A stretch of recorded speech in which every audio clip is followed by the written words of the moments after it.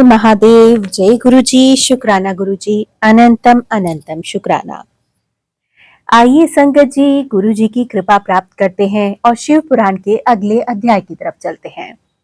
मेरी वही विनती रहेगी कि सभी संगत कृपया पाठ को बेहद ध्यानपूर्वक सुनेगा। आज के अध्याय में हम जानेंगे संगत जी के मृत्यु काल निकट आने पर कौन कौन से लक्षण आते हैं और इसका क्या वर्णन है। इसके पश्चात द्वीपों, लोकों और मुनियों का परिचय देकर संग्राम के फल, शरीर एवं स्त्री स्वभाव आदि का वर्णन किया गया है। तदंतर काल के विषय में व्यास जी ने पूछा कि संत कुमार जी ने कहा कि मुनीश्वर श्रेष्ठ, पूर्व काल में पार्वती जी ने नाना प्रकार की दिव्य कथाएं सुनकर परमेश्वर शिव को प्रणाम करके उनसे यह बात पूछी थी। पार्वती ने कहा, भगवान, मैंने आपकी कृपा से महत्वपूर्ण मत जान लिया है। हे देव, जिन मंत्रों द्वारा जिस विधि से जिस प्रकार आपकी पूजा होती है वह भी मुझे ज्ञात हो चला है, किंतु प्रभु अब भी एक संशय रह गया है। वह संशय है कि काल चक्र के संबंध में देव मृत्यु का क्या चिन्ह होता है, आयु का क्या प्रमाण है। नाथ, यदि मैं आपकी प्रिया हूँ तो मुझे ये सब बातें समझा दीजिए। महादेव ने कहा कि प्रिय, यदि आकास्मक शरीर सब ओर से सफेद या पीला पड़ने लगे और ऊपर से कुछ लाल दाने दिखें, तो यह जानना चाहिए कि उस मनुष्य की मृत्यु 6 माह के भीतर हो जाएगी। शिवे, जब मुंह, कान, नेत्र और जीभा का स्तंभन हो जाए तब भी 6 माह के भीतर ही मृत्यु जाननी चाहिए। भद्रे, जो रुरु मृग के पीछे होने वाली शिकारियों की भयानक आवाज को भी जल्दी नहीं सुनता, उसकी मृत्यु भी 6 महीने के भीतर हो जानी चाहिए। जब सूर्य, चंद्रमा या अग्नि के सानिध्य से प्रकट होने वाले प्रकाश को मनुष्य नहीं देखता, उसे सब कुछ काला काला अंधकाराच्छन्न दिखाई देता है, तब भी उसका जीवन 6 मास के भीतर नहीं रहता। हे देवी प्रिय, जब मनुष्य का बायां हाथ लगातार 1 सप्ताह तक फड़फड़ाता रहे तब उसका जीवन 1 मास का ही शेष है, ऐसा जानना चाहिए। इसमें संशय भी नहीं है।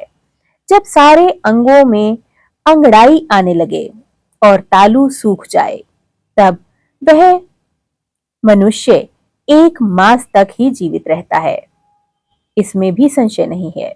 त्रिदोष में जिसकी नाक बहने लगे उसका जीवन 15 दिन से अधिक नहीं चलता। मुंह और कंठ सूखने लगे तो यह जानना चाहिए कि 6 महीने बीतते बीतते उसकी आयु भी समाप्त हो जाएगी। भामिनी, जिसकी जीभ फूल जाए और दांतों में मवाद निकलने लगे, उसकी भी 6 महीने के भीतर ही मृत्यु हो जाती है।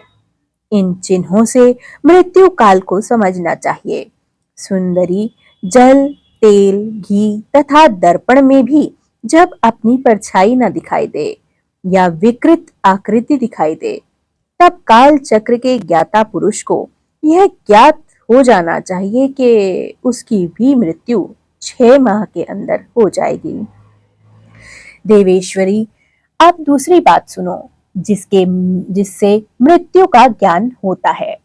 जब अपनी छाया को सिर से रहित देखें अथवा अपने को छाया से रहित पाएं, तब भी मनुष्य 1 माह में मृत्यु को पा लेता है, उसका जीवन समाप्त हो जाता है। पार्वती, ये मैंने अंगों में प्रकट होने वाले मृत्यु के लक्षण बता दिए। हे भद्रे, अब बाहर प्रकट होने वाले लक्षणों का वर्णन करता हूँ, तुम ध्यान पूर्वक सुनना। हे देवी, जब चंद्र मंडल या सूर्य मंडल प्रभाहीन एवं लाल दिखाई दे तब आधे मास में ही मनुष्य की मृत्यु हो जाती है। अरुंधति, माया, महायान, चंद्रमा, जिन्हें जो ना देख सकें अथवा जिसे तारों का दर्शन ना हो, ऐसा पुरुष 1 माह तक जीवित रहता है।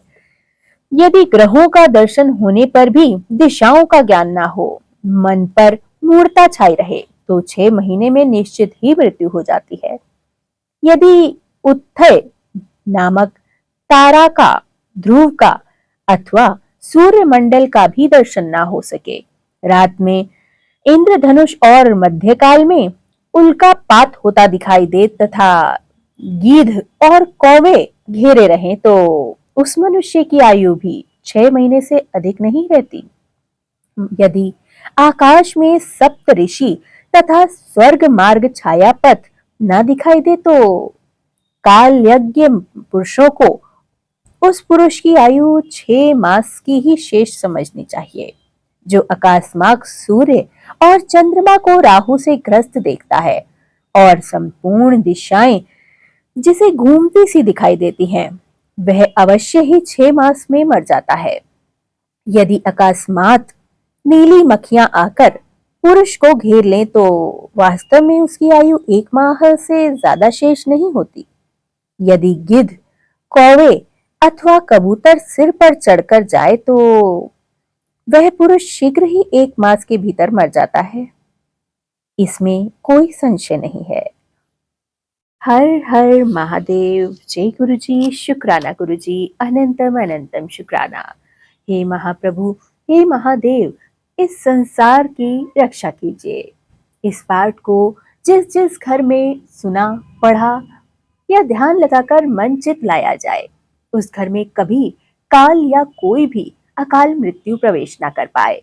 उस घर में सदा सुख संपदा बनी रहे, वहां महादेव की कृपा और मां लक्ष्मी का सदा वास रहे। उस घर में कभी भी कोई दुर्घटना ना हो और अकस्मात कभी किसी की मृत्यु ना हो। हे महाप्रभु, सब पर अपनी कृपा दृष्टि बनाए रखना। इस संपूर्ण जगत, इस संपूर्ण भारतवर्ष को भी इस वक्त आपके आशीर्वाद की जरूरत है। अपनी कृपा समस्त लोगों पर बनाना, सबकी रक्षा करना प्रभु।